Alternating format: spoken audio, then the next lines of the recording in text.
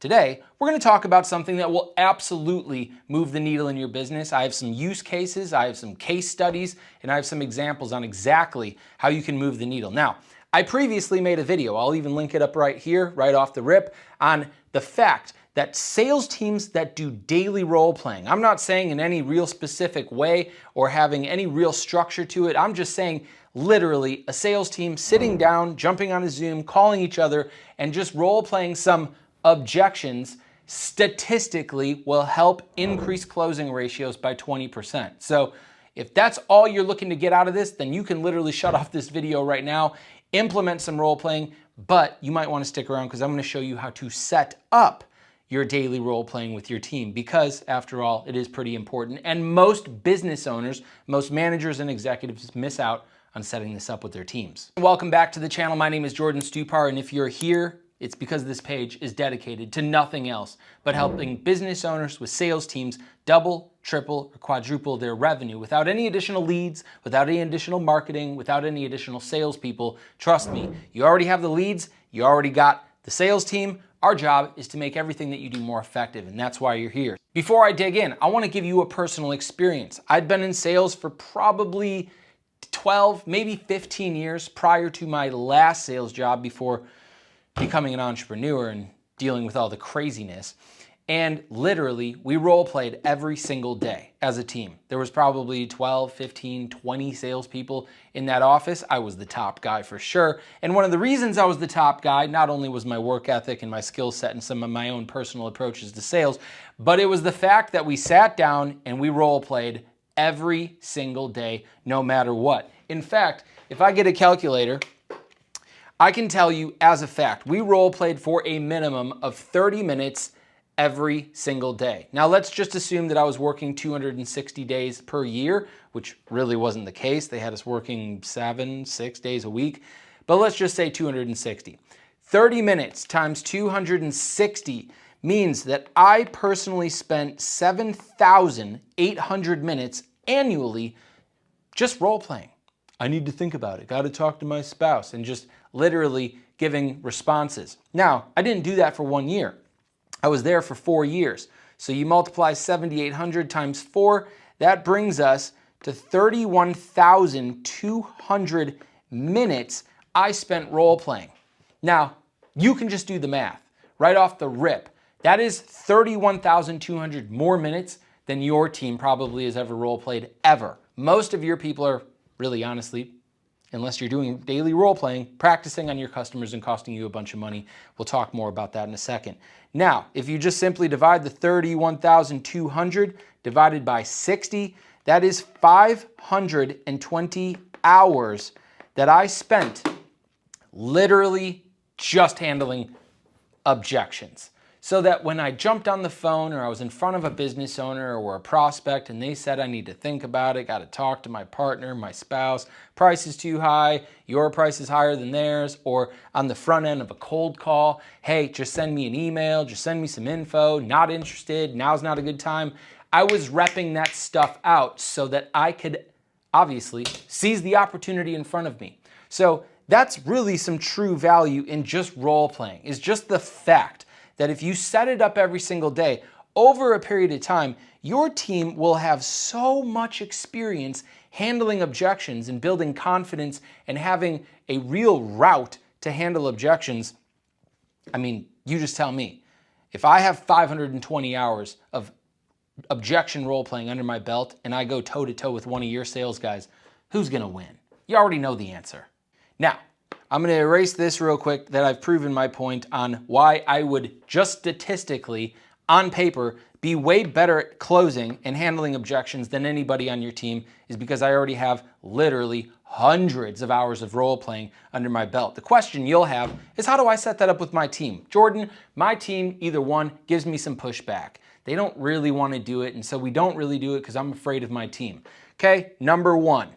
You cannot be afraid of your team. This is something that becomes a part of your business. It would be mandatory. It's not up for negotiation. It's not up for anything. You're the boss. You're the business owner. You make role playing mandatory. Now, I would encourage you to get this done in the morning before your people actually start practicing on your customers and going to appointments or making calls or any of the other activities that they do, I would highly suggest getting this done first thing in the morning. Now, there's going to be some of you that say, hey, Jordan, my team is working remote, or they are hitting appointments in person and they don't always come into the office at the same time. So my team is remote. What do I do? Again, default back to number 1 and make role playing mandatory. Then, instead of just circling up in a group in your office or whatever, you're going to do something like Zoom. Or you could do something and get your whole team iPhones, do a group FaceTime, do something. Or at the very least, you can do this all on a phone call. Okay, I wouldn't recommend that. It's not the best thing because you're just on the phone. You can't really see some body language or the way that people are making eye contact or any of the other, nuances. But again, it's better than not role playing. Bullet point number 3 for setting up daily role playing is that there has to be a manager or an executive or somebody, some role or title that is in authority in your business has to join the role playing, and they have to be part of it. No, you don't have to be the best closer. No, you don't have to have all the right words to say. You're literally there just to monitor the role playing session so that you're there, okay? Leaders don't lead by just telling their team to do some role playing. Leaders lead by being a part of the role playing. And again, if that's not something that you want to make time for, then trust me, you're not going to actually help your team build more skill, and it's just going to cost you money. Time equals money. Invest your time into your team makes you more money. Is that mathing for you? Now that you've made your daily role playing mandatory, now that you've figured out whether you're going to do it in person or over Zoom or over a phone call or whatever that looks like, and now that we've agreed upon the fact that there's going to be some type of manager or executive there for some built-in accountability and to monitor what's actually happening with the team's role-playing progress, the other thing that you're going to want to look out for or know or do is that you are going to repeat this every single day. This is not something that you stop or pause or don't do because sales numbers have gone up or for literally any reason. The last organization, like I mentioned, that I worked at, it didn't matter. If we were in the office on Christmas Day, like before making calls on Christmas Day, we would literally have a role-playing session. It was built into the culture, and it was something that we all did, and it was at a schedule.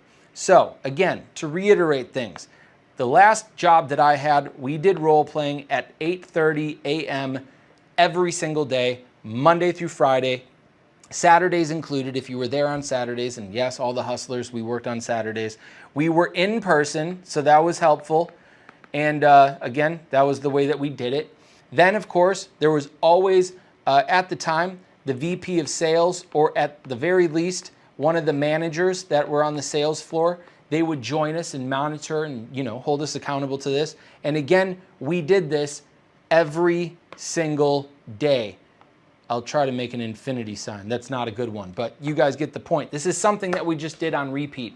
And I will say that the results of doing something like this with a team are absolutely insane. Hey, if you're getting any value from this video or any of my other content and it's helping you grow your sales and make more money, then now would be a good time to hit the subscribe button below so you never miss out on any future content and can continue building your business. How insane were the results? I'll just give you my personal income for an example. In 2013, as a full commission salesperson at that same exact job, I was able to successfully earn about $45,000 in just earned commissions. Again, we're role playing every single day. I'm working my ass off. I'm making hundreds of calls and I'm doing my job to the best of my abilities at the time.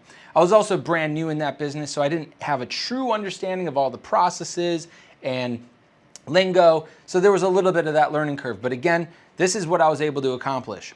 In 2014, through additional role playing and now kind of having a better understanding of the processes in that business and understanding everything that I was doing, I was able to almost double my income. I made about $80,000 in my second year at that business. And again, that's just full commission. There's no salary or base or anything like that. And so this is a pretty significant improvement, by the way. That's almost 100% improvement. Then something crazy happened. I took all of the product knowledge, company knowledge, and really had a firm understanding of the way that the business operated, the processes, the procedures, the product line, the pricing. I understood everything of that nature and was also role-playing every single day. And this is the insane result. I skipped the $100,000 club. I skipped the $200,000 club. In 2015, I was able to take home $373,000 in straight up sales commissions. In 2016, I didn't go backwards and I didn't stay the same. I was able to earn $452,000 in sales commissions, therefore putting myself in the top 1% of income earners at the time. I know that that number requires you to make a little bit more money these days. But the point is that if your sales team, regardless of how tenured they are or how new they are, it doesn't really matter. Your team is inadvertently going to learn via experience and just daily activities. They will understand your company, which is important. This is not something that you necessarily train on. This is just them, sooner or later, understanding the nuances of the business. Through experience and through time and activities, your team will understand more about your product or about the service. And again, this isn't something that we're role-playing on every single day. And the only thing that you can do to accelerate your team's skills when it comes to negotiating, closing, and ultimately handling customer considerations is they are going to have to understand sales. And that is exactly what we're talking about. When you combine company and industry knowledge, when you combine that with product knowledge, and then you bring the sales sauce to the table, your team will probably likely experience some type of hockey stick type growth like I've just demonstrated right here. And again, this is all just personal experience. I know that it works. So now that you understand how to set up daily role-playing trainings with your team, and you've likely probably gone and watched the other video on how doing this inadvertently will increase closing ratios on average by about 20%, the only thing that I think you have to do is go and do it. So don't not do this. Again, teams that do this are gonna blow you out of the water. And then you're gonna be scratching your head and wondering why you're not making as much sales as you thought you could have.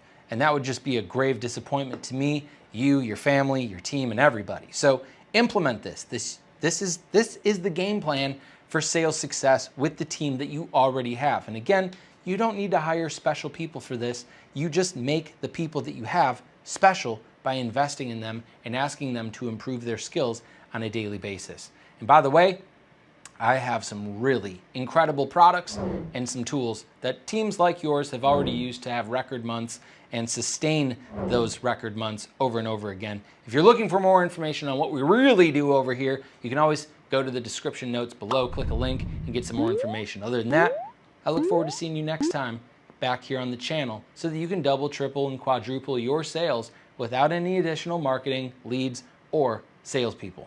Hey, it's Jordan Stupar. Thanks so much for watching my content. If you enjoyed it, now would be a good time as well to hit the subscribe button so that you never miss a beat. And by the way, if you're truly interested in taking your team, your sales, and revenue to $10 million and beyond, then I would encourage you to hit the link in the description so that you can chat with us. We're looking for a couple more businesses here in 2025 where we can help double your sales and take you to $10 million a year. We do a whole lot more than just YouTube, and I would love to connect with other ambitious, growth-oriented entrepreneurs like yourself. If nothing else, I'll see you in the next video.